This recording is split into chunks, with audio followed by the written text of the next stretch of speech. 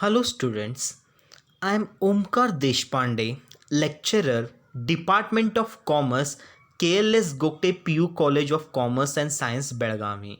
In the last class, we have studied about what is management and characteristics of management in the topic nature and significance of management. Okay, today we are going to study about the further part, that is objectives of a management. Okay, so before we start with the objectives of management, now what is management? Management is all about art of getting things done from others is called as the management. So every management, they set a objective, on that objective they will be start working it out. Okay, so every organization is established to achieve certain objective. Different organizations are having different objectives, and management has to achieve those objectives effectively and efficiently. See, the every organization, they set the objective, on that objective they started working, but to work that, who has to fulfill that? The management is one who take the responsibility to reach that objective effectively and efficiently. Okay, this is what about objectives of management. But when it comes to objectives of management, there are three objectives are there which we are going to study under this. Okay, first one is organizational objective, second is social objective, third is individual objective or personal objective. Okay, now when it comes to the organizational objective, see here, management is responsible for setting and achieving the objective for the organization. It has to achieve a variety of objectives in all the areas, considering the interest of all the stakeholders, including shareholders, employers, creditors, and the government. Okay, the main objectives of the management in any organization is to fulfill the economic objectives of the organization. When it comes to economical objective, production, sales, exchange, procurement of goods and services. Okay, these are the things which this need to fulfill. It is concerned with the utilization of human and material resources. The utilization of human in the sense what? Employers, labor in the organization, and material resources like technology, raw material which will be there, to the maximum possible extent. We need to use that to the maximum possible extent to reach the goals or the aims of the organization. Okay, to do that, there are three kinds of a sub objective which you need to understand it in that organization objective. The first one is survival. The business has to survive for a long period of time. If they survive in a long period of time, then only it will help for the organization. Okay, now if you see the, there is a typical competitions will be going on. There will be cutthroat competitions in the market, but in the competition also, a business which has to survive for a long period of time. If they want to survive, means they need to earn the sufficient amount of revenue, and they try to minimize the cost, then only they will able to survive for a long period of time. Okay, then the second one is profit. The most important part of the organization is they have to earn the sufficient amount of profit. Now what is profit? Excess of income over expenditure is called as profit. A company has to earn a sufficient amount of profit, then only they will able to survive in the organization. If they earn a sufficient amount of profit, then it will help them to pay the salary of the employees. It help them to run the organization smoothly, effectively, and efficiently. Okay, and third is growth. I can give a small example for this. If you see the Tata company and Reliance company, they have established their business in different sectors, from different sectors, different business, different products are there. From they have expanded business from one branch to another branch. So this is what about the growth. A company cannot restrict to only one product. They have to go for a multiple product, diversify their business, then only growth will take place. With the help of growth, it will help for the organization to survive and to earn the profit and to manage the organization effectively. So growth is very important for the every organization. Okay, this is what about the organizational objective. In the organizational objective, you need to remember three things. One is survival. The business has to survive for a long period of time. Profit, which they have to earn a sufficient amount of profit, then only they will able to survive. And the growth is very important, because they need to establish their business from one branch to another branch, from one product to another product. So this is what about the organizational objective. Now let's see the second objective, that is the social objective. When it comes to social objective, see, first one we saw organizational objective. Organization objective, it focus on the company's benefit, company survival, company's growth and company's profit. But when it comes to the social objective, the society is the most important thing, because ultimately we are using the resources of the society and we are selling the goods to the society. So we need to take care of the society is the most important thing in the organization. So that is what about social objective. In that, the first point says using environment friendly method of production. This is very important. In the organization, we have the production department where we need to produce many kinds of goods, but we need to use the proper method for that. We should not waste the resources, and we should not dump the waste in a public places, and we should not misuse those resources in the society, because it should not harm the, so whatever the business what we people are doing, it should not harm to the society. Even though now we can see that in many businesses, on whatever the waste are there, it will be dumped in a public places, it will be thrown in the rivers. So many things will be taking place where pollutions will be creating in the society. So we try to adopt that method, environment friendly method of production, so that can minimize the pollution, minimize the wastage. We need to prepare the proper methods for it. Environment friendly method, we need to adopt it. Okay. And second is creating employment opportunity, particularly to the underprivileged section of the society. Okay, we need to create an employment opportunity that will definitely help for rural people as well as for the urban people. That will help for the economic development of the nation. Okay, and the third one is providing financial support to the society for noble causes. As now presently we see the COVID-19 pandemic is going on, many businesses, they came out with, through their foundation, they started helping the societies. So whenever society is requiring any kind of help, a business has to provide them the help, because ultimately it's the society who they have made our product success. So that is what we have to help whenever the society is required, whenever the noble causes takes place in the society, we have to help them.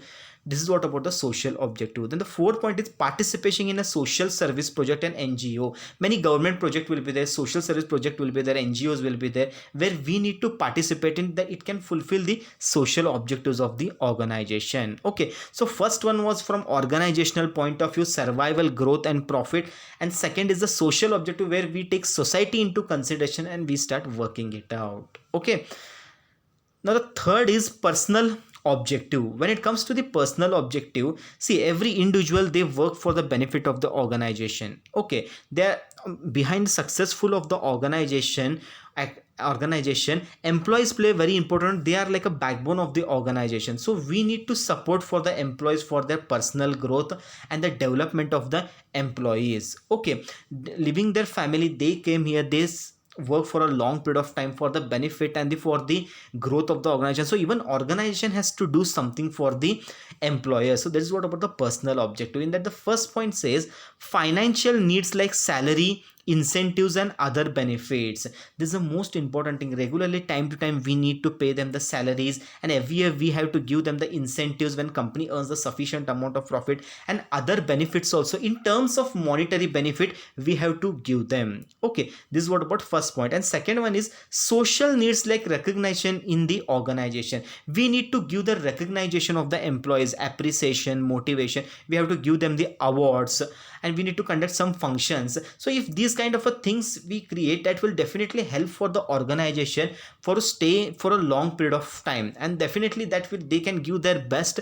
That will help for the organization to reach the objective, and what are the goals are that can be achieved. Only in terms of monetary we cannot fulfill it. We need to provide them a non-monetary also, which will definitely help them for the help them to stay for a long period of time. Okay, and third one is higher level needs, which include personal growth and development. Yeah, this is also most important thing. For we need to conduct the faculty development program, we need to give them the promotion, transfer. So if these kind of things are giving, that will help them for the personal growth. When an employee feels that here the safety is there, all needs, basic needs, whatever required, they are giving it, and this personal growth, when it has been taking place, an employer can give his best in the organization. Even he will work for the organization for the betterment of the organization. So here we need to create that platform for the employees for the personal growth, for suggestions for them, whatever what are the basic facilities they require, we need to provide them. So we need to take personal care about the employees in the organization. So this is what about the personal objective. Okay, when we see the objectives of the management, first we saw organizational objective, second we saw social objective, and third is the personal objective. Okay, so when it comes to the organizational survival, growth and profit, when it comes to social objective, society, and the personal objective, in the sense what the personal benefit of the employees which we need to take care in the organization. Okay, understood. So the next is one is the functions of management.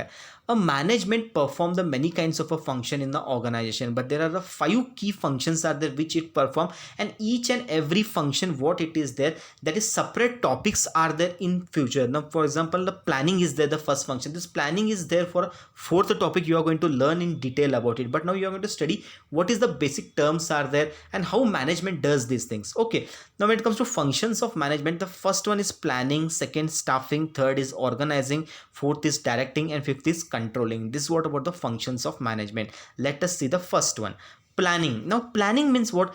Thinking before doing is called as a planning. Once the goal which has been set, that goal how it can be achieved, for that we need to fix a plan, so that with the help of plan we can achieve it effectively and efficiently in the organization. Okay, so let us start with that. Planning is the function of determining in advance what is to be done and who is to do it. Yes, this is most important thing. The planning is the first and a basic function of the management. It tells that what is to be done and who has to do it, what work has to do and who has to do it will implies it. Okay, this implies setting goals in advance and developing a way of achieving them efficiently and effectively. Planning gives the certain ways, certain directions that how this particular work can be achieved effectively and efficiently. Planning cannot prevent the problem. Now with the help of planning we cannot stop the problems in the organization, but it gives the some direction, some kind of a prediction, so that when the problem comes we can minimize it, we can take the precautionary measures in that. So that is what planning cannot prevent the problems, but it can predict them and prepare contingency plan to deal with them if and when they occur. Okay, contingency occur means situationally based. Whenever the problem comes, we can minimize it with the help of planning. This is what about planning. Okay, and second is organizing. When we plan perfectly, then next thing is what we need to organize it. That how we have to organize it. When we start organizing, we need to collect all kinds of resources, we should assign them the duties, we need to create some kind of a group, and we need to give them one authorized person whom that the organization it start working it out to reach the particular plan, and that particular plan will help us to reach the objective or the goals of the organization. Okay, let us see it. Organizing is the measurement function of assigning duty. This is very important. Organizing is the management function of assigning the duty. It's a management. Okay, organizing is the management function of assigning the duty. We need to assign the duty for the particular person who has to perform that. And grouping tasks, we need to create some kind of a groups in the organization. Establishing authority, we need to create one authorized person who is under whose leadership it is going to work it out. And allocating the resources required to carry out the specific plan. To reach that plan, what all resources are required, we have to make the arrangement of it. Once a specific plan has been established for the accomplishment of the organizational goal, the organizing function examining the activity and the resources required to implement the plan. Once all we get a resources, we start applying it. What are the plans we are set, according to that we started working, that will help them to reach the objectives of the organization. Okay, this is what about organizing. The third one is staffing. First we are going to plan it out, second we are going to organize it effectively. Okay, then the third is about the staffing.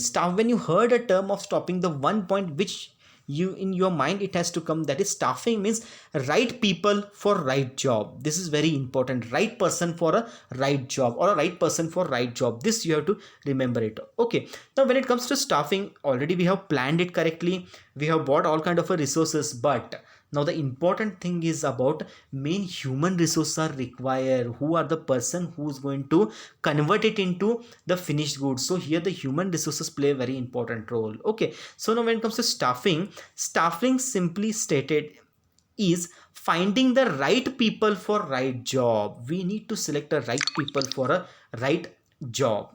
Okay, so when it comes to the this one, I can give a small example for this. See, I have a one organization.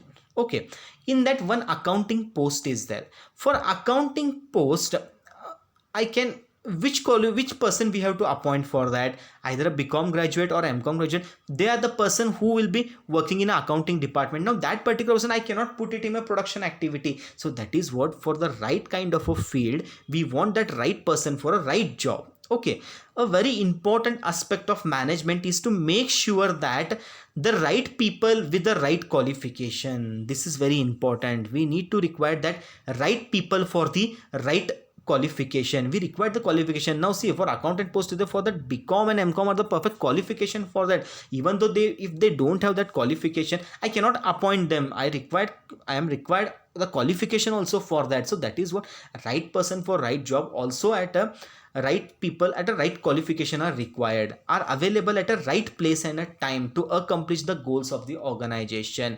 A time and place is very important, because at that moment, if we require that particular person, we need them, then only it will help us to reach whatever the according to plan what we have set it out. Okay, this is known as human resources function.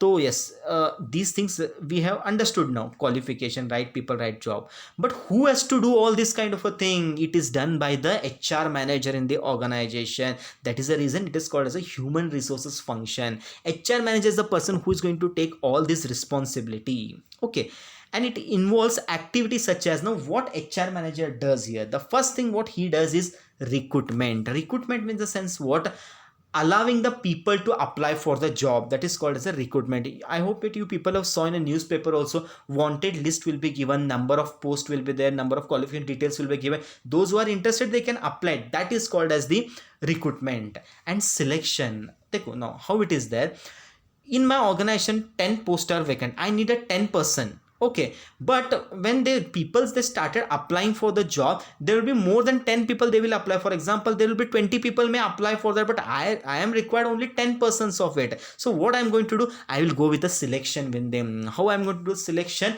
I'm going to apply the various kinds of a test, like personality test, aptitude test, various tests I'm going to apply. With the help of that, I am going to eliminate the 10 people, remaining people I am going to select. So this is called as a selection. So when we do the recruitment, when we select them, the next is a placement. We have to give them the proper placement in the sense, the place where they have to work it out. We need to provide them the placement. And training is very important.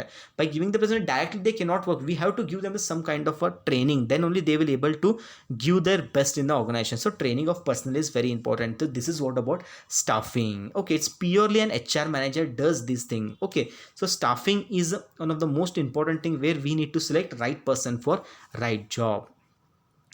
And the fourth is directing. When it comes to the directing involves leading, influencing and motivating. When it comes to the directing, a particular person we require who has to give the directions for the organization. Under his direction we are going to work it out. Many people, they cannot give the direction, only one person has to give the direction, then only we will be able to work it out. I can give a small example. If you see that in cricket team, only one person can become a captain, not everyone. If everyone become a captain, then who has to follow what kind of a thing? That is what, one captain is required in the one team. That is what, one person who required in the organization, who has to give the direction. Under his direction the organization works it out. Okay, so directing involves leading, the particular person who has to take a leading role.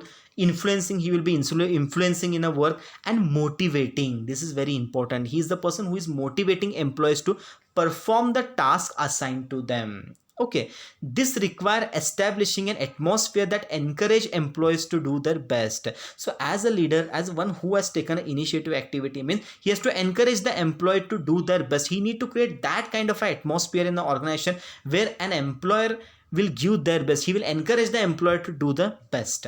Motivation and leadership are the two key components of direction. When it comes to a direction, two key components are there. One is motivating. He will be always motivating the employees to do well, and the leadership quality, what in that he is going to have, he is going to lead a team, he is going to take that team into the further course of that he's going to take that team and he's going to run the organization. Okay, directing also involves communicating effectively. Communicating is very important here, because there will be different people are there. He need to communicate it. Okay, communicate it to different people in a effectively, as well as supervising employees at a work. This is very important. Only by giving the direction it won't work. Even he need to supervise it, whether according to his expectation the work is going or not. Okay, so this is what about directing. See, when it comes to directing, the four keyword which you need to remember: one is motivating, second is leadership, and third one is communicating, and fourth is supervising. These are the four